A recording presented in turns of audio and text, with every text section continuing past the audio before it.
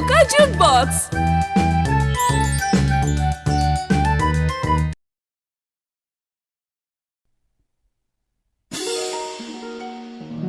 जादुई टोकरी। निराली टोकरी का अनोखा राज। एक गांव में भोली और भूरी नाम की दो फल बेचने वाली रहती थी। दोनों हमेशा साथ रहती थी और एक दूसरे की मदद भी करती थी। चलो चलो जल्दी करो, फल बेचने नहीं जाना? हाँ हाँ आ रही हूँ। भूरी, आज देर लगा दी, बाजार में फल नहीं बेचने? अरे बेचने हैं। आज मेरे मामा जी कई सालों बाद मेरे घर आए हैं। वो मुझे अपने साथ कुछ दिनों के लिए ले जाना चाहते हैं। पर क्या भूरी, तुम काफी सालों से यही फल बेच रही हो। कुछ दिन अपने मामा के साथ बाहर जाओ, थोड़ा घूम लो, फिर बाकी जिंदगी फल ही तो बेचने हैं। जाना तो है, पर मामा जी आज ही जाने की बात कर रहे हैं और आज ही निकल गई तो मेरे फलों को कौन बेचेगा? मेरा काफी नुकसान हो जाएगा। बस इतनी सी बात, तो पहले क्यों नहीं कहा? मैं एक काम करती हूँ, मैं अपने फलों के साथ साथ तुम्हारे फल भी बेच दूंगी और फिर जब सारे फल बिक जाएंगे तो मैं तुम्हारी टोकरी तुम्हारे घर पर रख दूंगी। ऐसे फलों का भी नुकसान नहीं होगा और तुम भी आराम से अपने मामा के साथ जा सकती हो। सच में भोली, तुम मेरी सच्ची दोस्त हो। ये लो फलों की टोकरी, कोशिश करना कि तुम इसे अच्छे दाम में बेच सको। आखिर वापस आकर मुझे अपने मकान का किराया जो भरना है। भोली, तुम चिंता मत करो, मैं तुम्हें अच्छे दाम दिला दूंगी।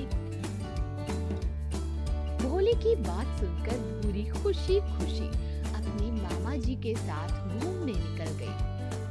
भूरी के जाने के बाद भोली अपनी पड़ोसन रुक्कू के साथ मिलकर फल बेचने निकल पड़ी। रुक्कू बड़ी ही चालाक थी। वो कभी किसी का भला नहीं चाहती थी, पर पड़ोसी होने के कारण भोली उसको नजरअंदाज नहीं कर सकती थी। कुछ देर चलने के बाद, अरे भोली, चलो मैं तुम्हारी मदद करती हूँ। तुम अपने फलों को बेचने के लिए मेहनत करो। भूरी की फलों की टोकरी मुझे दे दो। नहीं नहीं भूरी, नहीं नहीं, भूरी की टोकरी की जिम्मेदारी मेरी है। मैं उससे अच्छे दाम में बेचूंगी। तुम कितनी भोली हो। क्यों? देखो, यहाँ तुम दो दो फलों की टोकरियों को कड़ी धूप में बेचने निकली हो और वहाँ तुम्हारी सहेली भूरी ऐश कर रही होगी। ऐसा मत कहो रुको, भूरी बहुत गरीब है। आज सालों बाद उसके मामा जी उसे घुमाने ले गए हैं। होली, तुम सच में बेवकूफ हो। चलो एक काम करो, ये टोकरी मुझे दे दो। मैं ये सारे फल रईस जमींदार को बेच आती हूँ और जो भी पैसे मिलेंगे वो आधे आधे बांट लेंगे। रुक्कू की बात सुनकर भोली के मन में लालच भर गया और उसने भूरी के फलों से भरी टोकरी रुक्कू को दे दी। सही कह रही हो तुम भोली। रुक्कू की बात सुनकर भोली ने उसे भूरी के फलों की टोकरी दे दी। कुछ देर बाद रुक्कू खाली टोकरी हाथ में लिए वापस लौटी। रुक्कू, तुमने सच में सारे फल जमींदार को बेच दिए? हाँ। फिर तो तुम्हें काफी पैसे मिले होंगे। हाँ, आखिर जमींदार ने जो खरीदे हैं। तो अब लाओ मेरा हिस्सा। कौन सा हिस्सा? रुक्कू, ये टोकरी भूरी की है। मैंने तुम्हें फल बेचने के लिए दी थी। ना फल तुम्हारे और ना टोकरी, अब ये सब मेरा है। और अगर तुमने किसी से कुछ भी कहा तो मैं सबको कह दूंगी कि तुमने भूरी की टोकरी चुराई है। रुक्कू की बात सुनकर भोली को अफसोस हुआ और वो चुपचाप गांव से निकल गई। कुछ दिन बाद जब भूरी वापस आई तो उसने भोली को हर जगह ढूंढा। पर वो कहीं नजर नहीं आई। तब उसने रुकू से भी पूछा, पर रुकू ने भी कोई जवाब नहीं दिया। पैसा ना होने के कारण भूरी को भी अपना घर छोड़ना पड़ा और वो जंगल में भटकने लगी। कुछ देर जंगल में चलते चलते वो एक पेड़ के नीचे सो गई। तब उसने देखा कि पेड़ पर एक छोटी सी टोकरी पड़ी है। टोकरी को देखकर भूरी ने सोचा, ये छोटी सी टोकरी मेरे बड़े काम आ सकती है। मैं इसी जंगल से कुछ फल ले जाती हूँ और बाजार में बेचती हूँ। फिर जो पैसे मिलेंगे मैं उससे अपना गुजारा कर लूंगी। भूरी ने जंगल से कुछ फल तोड़े और बाजार की ओर चल दी। बाजार जाकर उसने जैसे ही अपने फल बेचने शुरू किए तो लोगों की भीड़ इकट्ठी हो गई और देखते ही देखते उसके सारे फल खत्म हो गए थे। वाह, मेरी टोकरी तो खाली हो गई।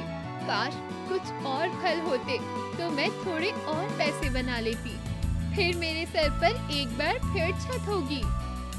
भूरी ने जैसे ही मन मन में ये सोचा तो उसकी टोकरी फिर से फलों से भर गई। भूरी ये सब देखकर हैरान हो गई और उसने खुशी खुशी अपने फल बेचने शुरू कर दिए। ये फल भी जल्द ही बिक गए और टोकरी से भर गई। अब मेरी टोकरी 3 बार भर गई है। मुझे लालच नहीं करना चाहिए और अब मैं कल फिर से थोड़े फल बेचूंगी।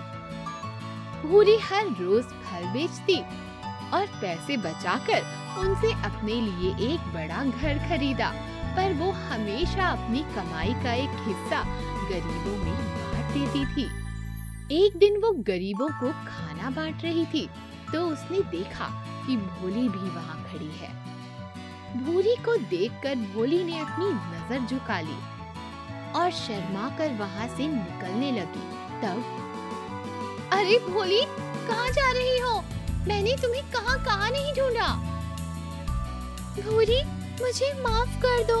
मैंने लालच में आकर तुम्हारा नुकसान करने की कोशिश की, पर देखो आज मेरी भी रोजी रोटी मुझसे छीन ली गई। पर क्या हुआ? भोली ने भूरी को सारी कहानी बताई। पहले तो भूरी को बहुत गुस्सा आया, पर फिर वो शांत हो गई। भोली, जो तुमने किया वो गलत तो है, पर अंत भला तो सब भला। अब तुम भी मेरे साथ चलो और मेरे साथ जादुई टोकरी से फल बेचो। आखिर एक दोस्त ही एक दोस्त के काम आता है। लालच और जादुई पेड़। बहुत साल पहले श्याम नाम का एक लक्कड़हारा था। वो काफी मेहनती था। वो हर दिन जंगल जाता और वहाँ से लकड़ियाँ काट के अपने तांगे पर लेकर बाजार जाया करता था। तुम्हारे पास सबसे अच्छी लकड़ियाँ होती हैं श्याम, क्योंकि तुम जंगल में रहते हो और तुम जंगल का कोना कोना जानते हो। ये लो श्याम, पर संभाल के। तुम बहुत अच्छे और मेहनती इंसान हो, पर मुझे पता है कि तुम्हारी एक कमजोरी भी है, जुआ खेलना। घबराओ नहीं राम, मैं ये जुआ जल्दी ही छोड़ दूंगा। बस आज आखिरी बार खेलूंगा। आज मेरी किस्मत बहुत अच्छी है। अगर आज मैं बहुत पैसे जीत गया तो मैं जुआ खेलना हमेशा के लिए छोड़ दूंगा। श्याम के साथ 3 लोग पत्तों के साथ बैठे थे। सब श्याम पे हंस रहे थे। श्याम का सर झुक गया और वो वहाँ से चला गया। श्याम को जुआ खेलना बहुत पसंद था, पर जुए को श्याम नहीं पसंद था। वो हमेशा हारता रहता था। राम सही कह रहा था, वही मेरा सच्चा दोस्त है। अब मुझे जुआ खेलना हमेशा के लिए छोड़ देना चाहिए। मैं वादा करता हूँ, अब से कभी भी जुआ नहीं खेलूंगा। भगवान मुझे आशीर्वाद दो कि मेरी सारी गलत आदतें खत्म हो जाएं। हर दिन की तरह श्याम फिर से जंगल में लकड़ियाँ काट रहा था। अचानक उसे कुछ आवाज सुनाई देती है। उसे कोई नहीं दिखता। उसे फिर से तेज आवाज आती है और वो उस आवाज की तरफ जाता है। बचाओ, बचाओ, कोई मुझे बचाओ, कोई है? श्याम दद्दू की मदद करने के लिए उनकी तरफ दौड़ता है। दद्दू का पैर पत्थर में फंस गया था। श्याम जाके जल्दी से पत्थर हटाता है और उसे एक बाजू करता है। वो दद्दू को उठा के अपने तांगे पे ले जाता है। दद्दू का कोई नहीं था, तो श्याम ने उनकी सेवा एकदम अपने पिताजी जैसे की। दद्दू की तबीयत अब ठीक हो जाती है। शुक्रिया श्याम, तुमने मेरी जान बचाई और मेरा ख्याल रखा। तुम बहुत दयालु इंसान हो। ये तो मेरा फर्ज था दद्दू। दद्दू अपने हाथ से निकाल के श्याम को कुछ देते हैं। श्याम उसे देखता है, वो एक बीज था। इस बीज का मैं क्या करूं दद्दू? ये कोई साधारण बीज नहीं है बेटा। ये पेड़ 1 साल में फल देने लगता है और इसमें साल भर में जितने फल आते हैं एक साथ उगते हैं। सबसे ज्यादा रसीले और मीठे और सबसे स्वादिष्ट फल आते हैं इसके। बस एक बात का ध्यान रखना कि तुम फल तोड़ नहीं सकते। जब जिस फल का मौसम होगा वो अपने आप गिर जाएगा। दद्दू वहाँ से चले जाते हैं। फिर श्याम अपने बागीचे में जाके बीज बो देता है। पेड़ साल भर में उग जाता है। 1 साल बाद पेड़ आम, संतरे, अंगूर, पाइनएप्पल से लहलहा रहा था। श्याम तांगे में आम भर के बाजार लेकर जाता है। तभी वहाँ से राम निकलता है। कहाँ हो तुम श्याम? काफी दिन से दिखे नहीं और मुझे लगता है कि तुमने लकड़ी का काम बंद कर दिया। हाँ राम, अब मैं शहर के सबसे अच्छे फल बेचता हूँ। वाह श्याम, सुनकर काफी खुशी हुई। घर जाते वक्त श्याम उसी जुए खाने से गुजरता है। उसका मन बहुत था जाने का, पर वह नहीं जाता। ए श्याम, चल आजा, जुआ खेलते हैं। नहीं नहीं, मैंने जुआ खेलना छोड़ दिया है। मैंने सुना है तू अच्छे पैसे कमा रहा है। हाँ, पर अब मैंने जुआ खेलना छोड़ दिया है। सिर्फ एक खेल हो जाए। श्याम 3 लोगों के साथ जुआ खेलना चालू करता है। आज मेरा अच्छा दिन है। आज मैं सब जीत जाऊंगा। आज मैं एक तांगा भर के सेब की शर्त लगाता हूँ। सेब, वो भी गर्मी में? नामुमकिन, मुझे तुम पे भरोसा नहीं। दिखाओ मुझे, कहाँ है सेब? तुम्हें मुझ पे भरोसा नहीं? रुको, मैं अभी वापस आया। श्याम जाके सेब तोड़ना चालू कर देता है। आज जीतने के बाद मुझे कुछ नहीं चाहिए, ये फल भी नहीं। श्याम सेब लेकर पहुंचता है। मैंने आज तक इतने लाल सेब नहीं देखे। ये तो काफी अनमोल हैं। चलो खेलें। श्याम एक बहुत ही बेकार जुआरी था। श्याम जाके देखता है कि वो जादुई पेड़ पूरा सूख चुका था।